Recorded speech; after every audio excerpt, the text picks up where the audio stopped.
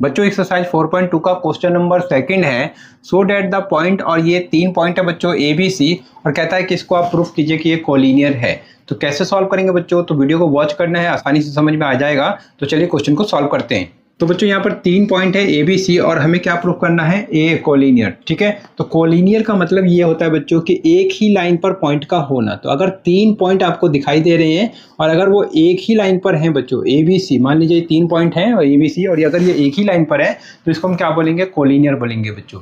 और अगर आपको पता होना चाहिए बच्चों को, अगर ये एक ही लाइन पर होगा तो ये ट्रायंगल्स कैसे फॉर्म होगा, ट्रायंगल्स तो फॉर्म नहीं हो पाएगा बच्चों। तो इस केस में एरिया ऑफ ट्रायंगल्स जो होगा वो क्या होगा, एरिया ऑफ ट्रायंगल्स 0 आएगा बच्चों। तो अगर एरिया ऑफ ट्रायंगल्स 0 अगर आप प्रूफ कर देते हैं, मतलब ला के दिखा देते हैं बच्चों, तो इसका मतलब ये होगा बच्चों कि ये जो पॉइंट्स होंगे ये कोलिनियर हो जाएगा। तो कुल मिलाकर आपको ये समझना है बच्चों कि ऐसे केसेस में area of the triangles find out करना बच्चों, और उसको 0 लेके आना बच्चों। ठीक है, तो एरिया ऑफ ट्रायंगल्स को फाइंड आउट करते हैं बच्चों। तो यहाँ पर क्या करें, ए पॉइंट आपको दिया है, तो ए पॉइंट क्या है, तो ए पॉइंट है ए बी और ये आपका सी। साथ में बी पॉइंट हमें दिया है बच्चों, तो ये है क्या, बी और ये आपका सी प्लस ए, और सी पॉइंट भी हमें दिया है, तो सी पॉइंट है सी कॉमा ए प्लस बी। ठीक है, तो ये 3 पॉइंट दिया है, लेकिन हमें कोलिनियर प्रूफ करना है। तो कोलिनियर जब भी आपको प्रूफ करना है तो क्या करेंगे, area of triangles find out करना है। तो एरिया ऑफ ट्रायंगल्स करते हैं बच्चों, तो आपको area triangles A B C find out करना है। तो area triangles A B C, और देखेंगे कि क्या 0 आ रहा है।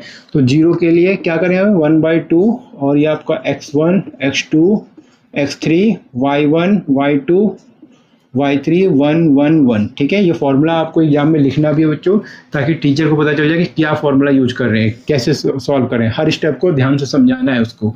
ठीक है, तो ये आपका 1/2 होगा x1 x2 x3। तो ये आपका x1 है, ये आपका x2 है, ये आपका x3। तो x1 की जगह a, ये आपका b और ये आपका c। y1 y2 y3, तो y1 है आपका क्या ये, तो ये आपका b plus c plus a, और आपका y3 है a प्लस b, तो a प्लस b 1 1 1। और इस डिटरमिनेंट को आपको सॉल्व करना है बच्चों। और सॉल्व कैसे करते हैं, तो कोई भी एक रो कंसीडर करना है या कोई भी एक कॉलम कंसीडर करना है, और उसके अलोंग इसका क्या करना है, वैल्यू फाइंड आउट करना है। तो मैं इसको फर्स्ट रो के अलोंग सॉल्व करूंगा बच्चों। तो फर्स्ट रो के अलोंग सॉल्व करूंगा तो क्या कैसे सॉल्व होगा, तो 1/2। तो फर्स्ट रो में क्या करना है, जब आप इसको सॉल्व करेंगे तो फर्स्ट रो का फर्स्ट एलिमेंट को आपको क्या करना है, हाइड करना बच्चों। और हाइड कैसे करना है, तो इसको मैं हॉरिजॉन्टल और वर्टिकल हाइड करूंगा। तो हॉरिजॉन्टल मतलब इस तरीके से, और वर्टिकल मतलब इस तरीके से। तो जब मैं हाइड करूंगा तो क्या दिखाई देगा, तो ये 4 एलिमेंट दिखाई देंगे, c plus A 1, a plus B और ये आपका 1। तो इसी को आपको क्या करना है, डिटरमिनेंट के अंदर लिखना है। तो c प्लस ए और 1 दिखाई दे रहा है, a प्लस बी और आपका ये 1 दिख रहा है। ठीक है, इसके बाद आपको फर्स्ट रो का सेकंड एलिमेंट मतलब b प्लस सी को हाइड करना है, वो भी माइनस साइन के साथ बच्चों। तो साइन कन्वेंशन आपको ध्यान होना चाहिए कि फर्स्ट एलिमेंट जब आप हाइड करते हैं तो प्लस साइन के साथ, सेकंड एलिमेंट जब आप हाइड करते हैं तो माइनस साइन के साथ, और जब थर्ड एलिमेंट को हाइड करेंगे तो उसे प्लस साइन के साथ। तो यहाँ पर अब हम सेकंड एलिमेंट को कर रहे हैं तो माइनस साइन के साथ हाइड करेंगे। और हाइड करने का तरीका क्या है, हॉरिजॉन्टल और वर्टिकल। तो वर्टिकल मतलब इस तरीके से और हॉरिजॉन्टल मतलब इस तरीके से। तो इस b प्लस सी को जब मैं हाइड करूंगा तो इस तरीके से हाइड करूंगा बच्चों, तो ये पूरा हाइड हो जाएगा, राइट। तो ये पूरा इस तरीके से हाइड हो जाएगा, तो हमें क्या दिखाई देगा, b और 1 c 1। तो यही आपको लिखना है बच्चों, तो b 1 और ये आपका c 1। ठीक है, और प्लस साइन के साथ इसका थर्ड एलिमेंट मतलब 1 को हाइड करना है बच्चों, और देखना है कि इस डिटरमिनेंट के अंदर क्या दिखाई दे रहा है। तो 1 को हॉरिजॉन्टल और वर्टिकल हाइड करेंगे तो इस तरीके से क्या दिखाई देगा, तो b c प्लस ए देखें, और ये आपका c a प्लस b। तो इसी को आपको लिखना है। तो ये आपका b और क्या होगा, c प्लस a, और क्या दिखाई दे रहा है, c और ये आपका a प्लस बी। ठीक है, और इसको क्या करना है, डिटरमिनेंट के अंदर लिखना है। अब इसके आगे सॉल्व करेंगे बच्चों तो क्या होगा, तो 1/2 तो आपको ऐसे लिखना है, ये आपका a होगा। इसको सॉल्व कैसे करेंगे बच्चों, तो ये क्रॉस में मल्टीप्लाई करते हैं, आपको पता होना चाहिए। तो c प्लस ए का मल्टीप्लाई 1 से करें तो ये आपका c प्लस ए, फिर a प्लस बी का मल्टीप्लाई 1 से करें बच्चों तो क्या आएगा, a प्लस बी आएगा।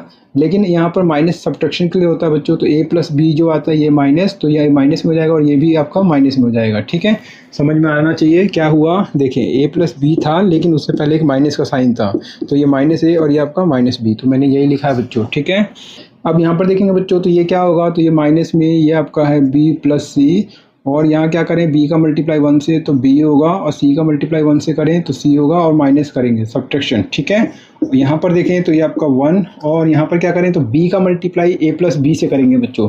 तो b का मल्टीप्लाई a प्लस बी से, तो b का a से मल्टीप्लाई करें तो मैं डायरेक्ट लिख रहा हूँ बच्चों ab, फिर b का b से मल्टीप्लाई करें तो b स्क्वायर। इसी तरीके से यहाँ पर मल्टीप्लाई करेंगे बच्चों, लेकिन माइनस में चलेगा ये, तो सी का मल्टीप्लाई सी से करें तो ये आपका सी स्क्वायर माइनस, और यहाँ पर ये माइनस चल रहा है बच्चों, तो सी का मल्टीप्लाई ए से करें तो ए सी आएगा, प्लस यहाँ दिख रहा है लेकिन माइनस साइन था सब्ट्रैक्शन के कारण, तो ये आपका माइनस का ए सी आएगा, ठीक है। और ये ब्रैकेट से हम क्या कर देंगे, इसको बंद कर देंगे। इसके आगे सॉल्व करेंगे बच्चों तो क्या होगा, ये आपका 1/2 और ये आपका a, यहाँ पर देखेंगे तो प्लस ए और माइनस ए कैंसिल होगा तो बचेगा क्या, तो ये आपका c माइनस बी बचेगा। यहाँ पर क्या बचेगा बच्चों, तो ये आपका b प्लस सी और ब्रैकेट में b माइनस सी, तो इन दोनों को मल्टीप्लाई कर दीजिए बच्चों। तो ये देखिए a plus B minus B का आइडेंटिटी आपको पता होगा, तो a प्लस बी और a माइनस बी किसके इक्वल होता है, तो a square minus B square. तो इसी तरीके से ये b प्लस सी और b माइनस सी है तो किसके इक्वल होगा, B square minus C square के इक्वल होगा, B square minus C square बच्चों। लेकिन यहाँ पर ऑलरेडी एक पहले से माइनस चल रहा है बच्चों, तो इसको ये क्या कर देगा, प्लस कर देगा, तो ये आपका बी स्क्वायर और ये प्लस का सी स्क्वायर हो जाएगा। यहाँ पर देखें तो क्या होगा बच्चों, ये आपका 1 A B plus B square minus C square minus A C. तो इसको क्या कैसे सॉल्व करना है, तो इसको बहुत ध्यान से सॉल्व करेंगे बच्चों। B square minus C square को लिखेंगे पहले स्क्वायर वाले को और फिर इसको देखेंगे, तो यहाँ पर क्या है, तो ये आपका ए बी है और ये आपका माइनस का ए सी है, तो इसको आपको ऐसे लिख लेना है, ठीक है। आगे सॉल्व करते रहे बच्चों, तो 1/2 और ये a का मल्टीप्लाई c से करें तो ये आपका ए सी, फिर a का मल्टीप्लाई b से करें बच्चों तो माइनस का ए बी, यहाँ पर बड़ा ब्रैकेट चलता रहेगा बच्चों, और ये क्या होगा, तो ये आपका b स्क्वायर और ये आपका प्लस का c स्क्वायर। इस 1 का मल्टीप्लाई इससे करेंगे तो कोई फ़र्क नहीं पड़ेगा, ये ऐसे ही आ जाएगा बच्चों। तो आपको क्या करना है, लिखना है b square minus C square और ये आपका ए बी माइनस का ए सी, ठीक है, और ये बड़ा ब्रैकेट।